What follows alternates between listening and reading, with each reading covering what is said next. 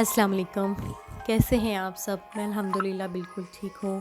आज मैंने घर पे बनाया था मीन मार्गरीटा और मैं इसको पी भी रही थी क्योंकि ये हमारे स्टमक के लिए बहुत अच्छा है। जब सर्दियों में हम ड्राई फ्रूट का इस्तेमाल कर रहे होते हैं या हम सूप ज़्यादा यूज़ कर रहे होते हैं तो अमूमन हमारा स्टमक जो है वो हीट हो जाता है।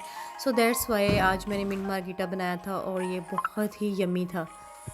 मैंने सोचा कि क्यों ना आज मिन मार्गरीटा पीते हुए आपके साथ बातें की जाएँ। सर्दियों में अमूमन हम लोग ज़्यादा चाय का यूज़ कर रहे होते हैं, लेकिन आज मुझे इसको पीते हुए भी बहुत अच्छा लग रहा था। जी, तो आज मैं आप लोगों के साथ बात करने वाली हूँ कि मेरी कुछ फ्रेंड्स हैं जो जॉब कीपर भी हैं और कुछ घर के काम करती हैं, तो उनके साथ जब मुलाकात होती है तो उनको सुनने के बाद फ़ील होता है कि जैसे वो स्ट्रेसफुल हो चुकी हैं। बिकॉज़ जो घर के काम हैं हम घर के काम करती हैं तो इट्स मीन कि हम मेड हैं। एज़ अ मेड हम काम करती हैं, सुबह से लेकर रात तक हमें बस काम, बच्चों की देखभाल और घर के कामों की तरफ से फ़ुर्सत ही नहीं मिलती, अपने आप की भी ध्यान नहीं रखती। तो मैंने आज सोचा कि क्यों ना कुछ ऐसी बातें आपसे शेयर की जाएँ ताकि हम सबका फ़ायदा हो सके। कुछ चीज़ें हमें पता होती हैं लेकिन हम अपने माइंड के ऊपर इस कदर स्ट्रेस ले चुकी होते हैं कि हमें महसूस ही नहीं होता कि हमें अल्लाह ताला ने ये काबिलियत दी है। हम इस काम को डिफ़रेंट तरीके से यूटिलाइज़ करके उसी काम में चेंजिंग ला के हम अपना काम भी कर लेते हैं और सेकंड हम अपने आप को स्ट्रेस फ्री भी कर लेते हैं।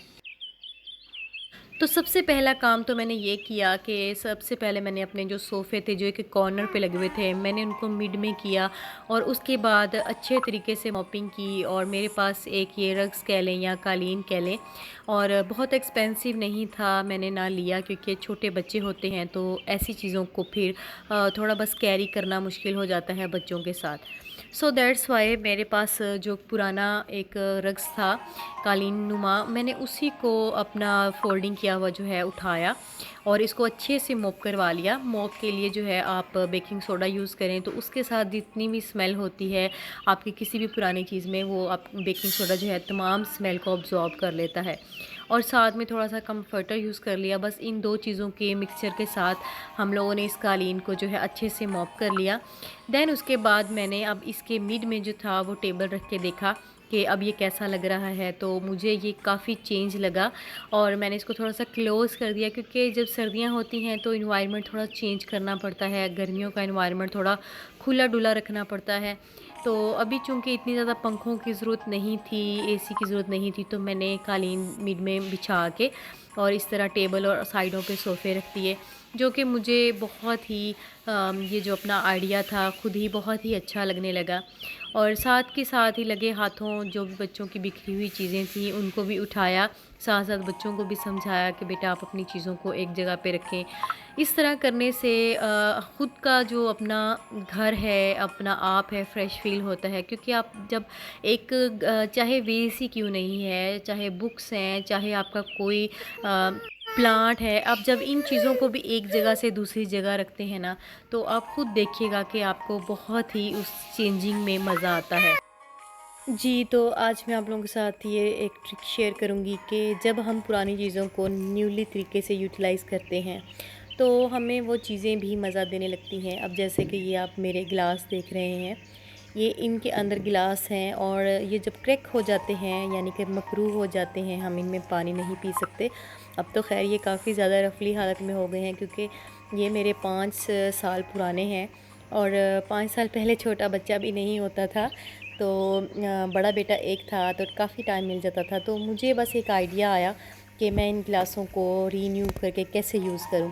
सो दैट्स वाई मैंने एक सेबा लिया। सेब का आपने सुना ही होगा, सेबा जो है वो कलर्स में मिल जाता है। तो सेबा लेने के बाद मैंने इन ग्लासेस के ऊपर साथ साथ ग्लू लगाई और साथ साथ सेबे को जो है वो इस तरह कलर्स में घुमा दिया।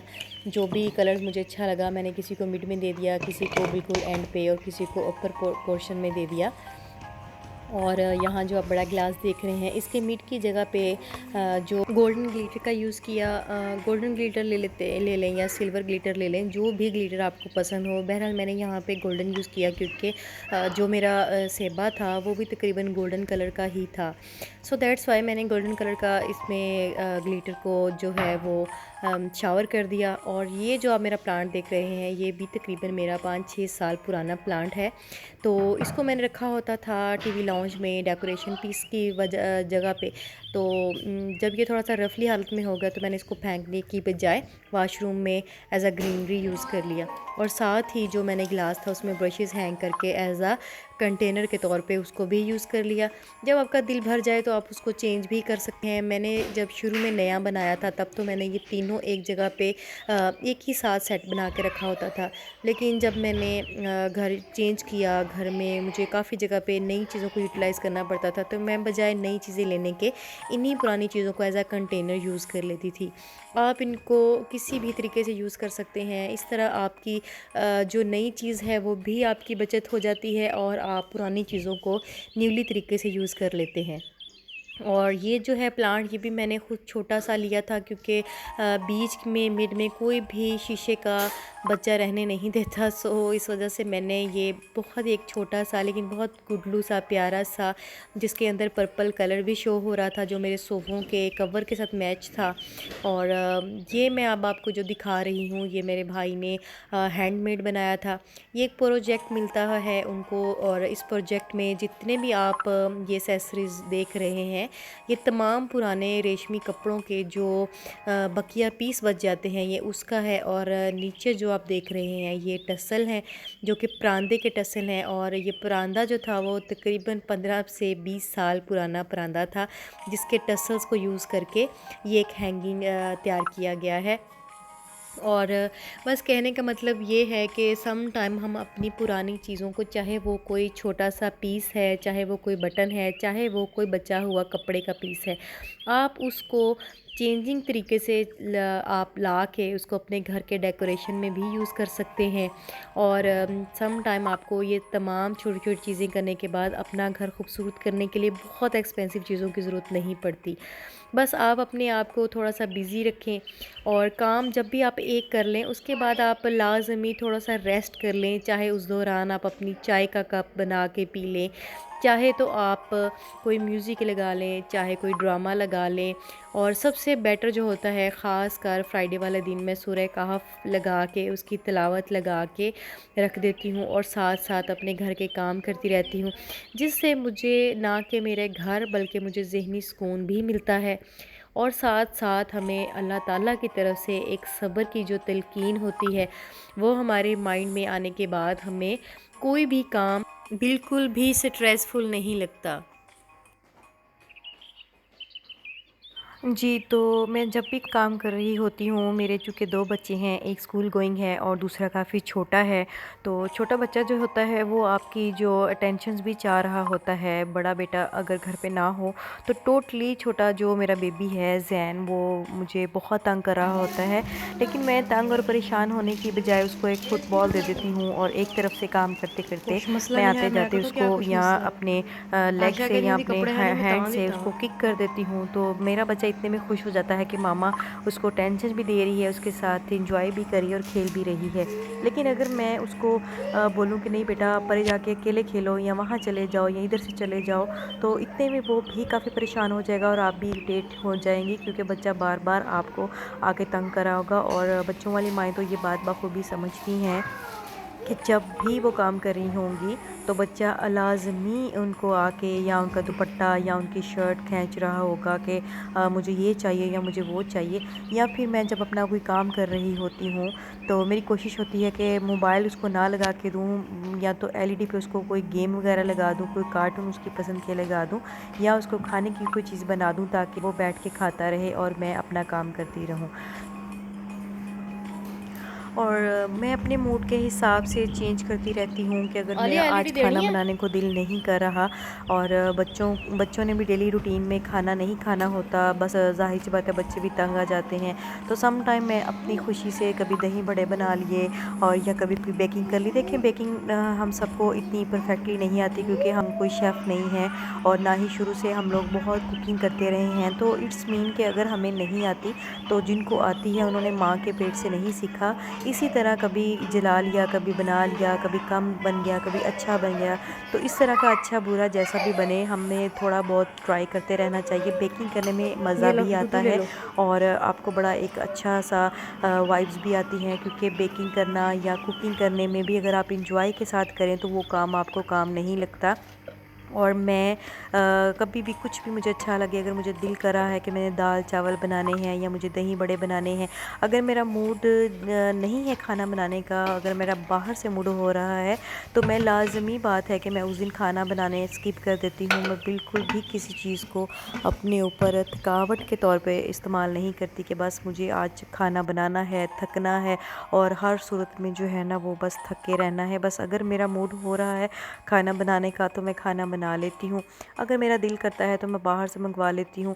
और अब जो लोग नहीं भी अफोर्ड कर सकते तो उनके लिए बस मैं यही कहूँगी कि घर में कुछ ना कुछ बेकिंग करके आप थोड़ा बहुत सामान जो है वो ऑलरेडी ही फ्रीज़ कर लिया करें, ताकि जब आपको थकावट फ़ील हो रही हो कामों की वजह से तो आप कुछ भी थोड़ा बहुत उठाएं और बस उसको फ्राई कर लें और फ्राई करने के बाद अपने बच्चों को दे दें। जैसे कि मैंने आज जो आलू की कबाब थे वो बनाए थे, आलू और चिकन के, और साथ में मैं आपको ये पराठे दिखा रही हूँ। जैसे अर्ली मॉर्निंग में मुझे होता है कि अब नाश्ता करना है तो नाश्ते में फ़ौरन से जो है वो मैं अब आमलेट बनाऊँ या मैं सालन बनाऊँ।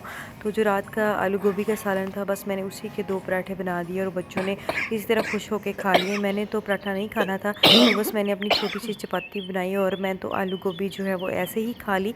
लेकिन बच्चे जो हैं वो चूँकि कुछ डिफरेंट पसंद करते हैं तो उनके लिए जो थे आलू गोभी वाले पराठे बना दिए। तो रात का जो भी बचा हुआ सालन होता है कभी भी उसको वेस्ट ना करें, बल्कि अगर आपके पास 2 से 3 दिन का सालन भी बच गया है तो आप उन जो भी बचे हुए सालन है उसके साथ आप राइस बनाएं। वो इतनी ज़बरदस्त किस्म की खिचड़ी या राइस बन जाते हैं, बच्चे इतने खुश होकर खा लेते हैं।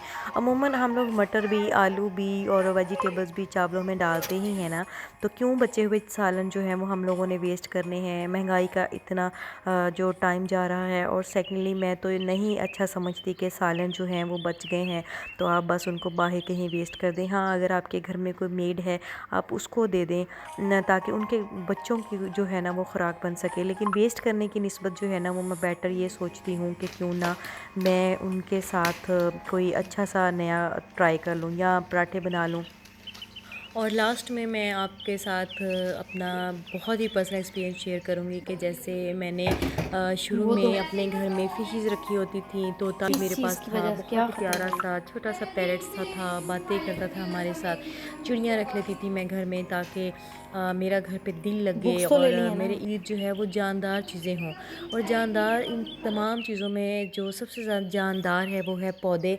आपके घर में कहीं टेरेस है, कहीं बालकनी है, कहीं आपका गैराज खुला है, तो आप अपने घर में 2-3 किस्म के जो भी आपको पसंद हो, चाहे आप कोई खुशबूदार पौधा लगा लें, चाहे आप कोई बेलें लगा लें। जैसे ये देखिए मैंने बेल लगाई है, इसका जब एक भी पत्ता आता है नया तो यकीन करें एक नई ज़िंदगी का खुशगवार सा एहसास होता है। क्योंकि जब आपके घर में कोई पौधा भी बढ़ फूल रहा होता है ना, तो वो भी आपके बच्चों की तरह हो जाता है। आपको डेली फ़ील होता है कि हाँ, ये पौधा इतना सा मैं लेकर आई थी और अब ये देखें बढ़ रहा है।